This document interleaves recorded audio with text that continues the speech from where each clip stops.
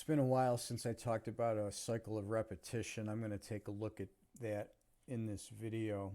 And I don't view the cycles of repetition like the ones that are commonly discussed on the internet or on YouTube or in the astro groups like Wheels in the Sky and that sort of thing. I've tested those planetary pairs and various repetitions in the past and found them to be lacking to a pretty extensive degree.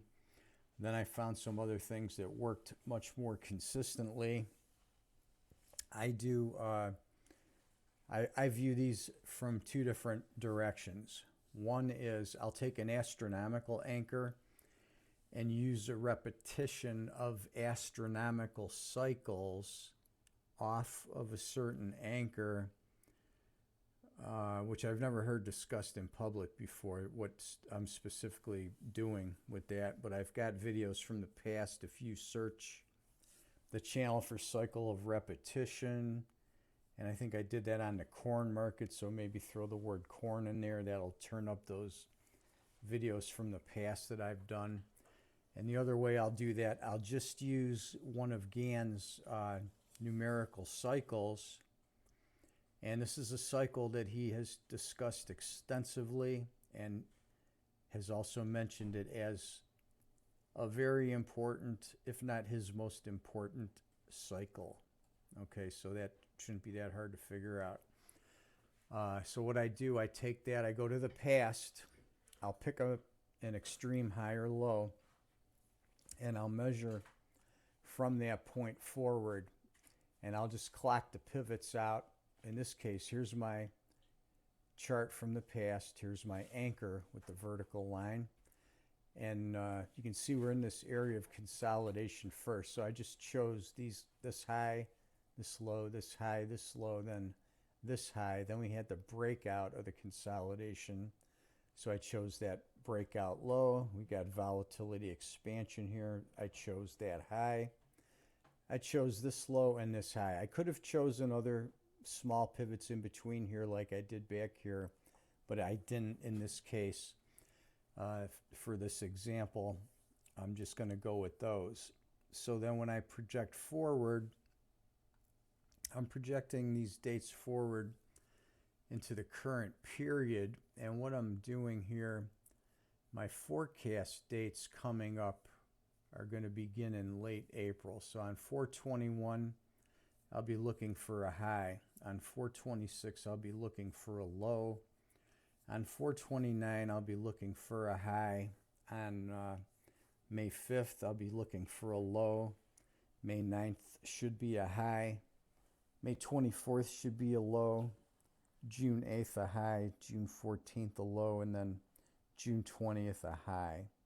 So based off of these pivots, I'm projecting that forward into the future. And then what I'll do when I get those dates, what I like to do is measure backwards off of those dates and check those with a simple planetary cycle. So I'll either use an Earth-Mercury or a Mercury-Venus cycle to take a look at back. In this case, I'm going to test back off of these dates with the 144 count, which is a very popular and effective Gann number.